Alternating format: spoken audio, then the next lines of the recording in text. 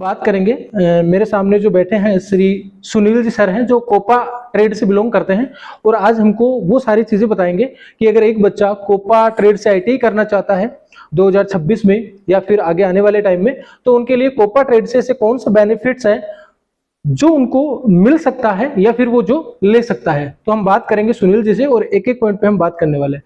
सबसे पहले तो स्वागत है सर आपका हमारे यूट्यूब चैनल में।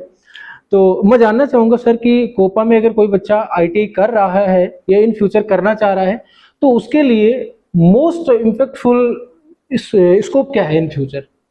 फर्स्ट ऑफ ऑल तो जो भी इस यूट्यूब चैनल को देख रहे हैं उनका हार्दिक अभिनंदन है।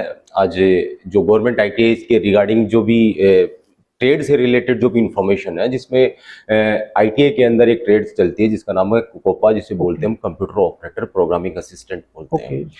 ये आपका सवाल ये था कि एक्चुअल में इसके क्या इम्पैक्ट हो सकते हैं, क्या इम्पैक्टफुल इसके बेनिफिट्स हैं। तो मैं आपको बताना चाहूँगा कि आज वर्तमान सिनारियो की देखी जाए तो वर्तमान सिनारियो के अंदर ऐसा कोई भी ऐसा सेक्टर नहीं है जहाँ पे कंप्यूटर से रिलेटेड काम नहीं। बिल्कुल बिल्कुल। चाहे आप प्राइवेट सेक्टर में ले लीजिएगा, चाहे गवर्नमेंट सेक्टर में भी ले लीजिएगा, इवन सभी जगह के अंदर आपको ये इलेक्ट्रॉनिक डिवाइस देखने को मिलेगी। तो इसी चीज को ध्यान में रखते हुए जो यहाँ पे आईटीआई के अंदर बाकी ट्रेड के साथ कंपेटिबिलिटी के लिए यहाँ पे जो कोपा ट्रेड है उस कोपा ट्रेड को भी लगाया गया, ताकि बच्चे जो भी है वो अपने भविष्य को सिक्योर करने के लिए या आगे चलने के लिए या किसी फील्ड में जाने के लिए जो बेसिक नीड्स होती है ये कंप्यूटर के बारे में, तो वो सारी चीजें यहाँ पे अच्छी तरीके से बताई।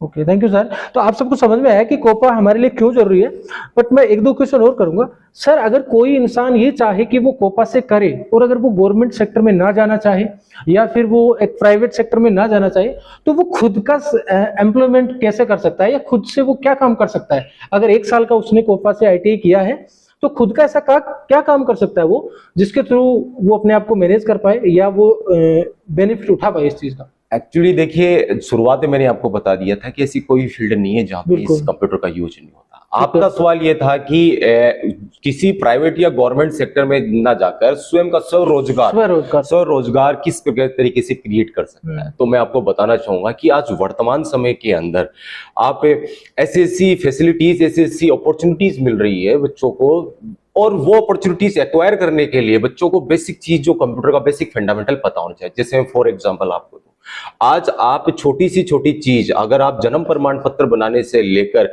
आप बड़ी से बड़ी चीज आप करो तो सबको इलेक्ट्रिफाइड कर दिया गया है, डिजिटाइज कर दिया गया। तो डिजिटाइज करने के लिए आपको किसी ई मित्र के पास जाना पड़ेगा, तो ई मित्र में भी जो वही व्यक्ति काम कर पाएगा जिसको कंप्यूटर का बेसिक नॉलेज हो। इसके साथ साथ और बताना चाहूंगा कि आज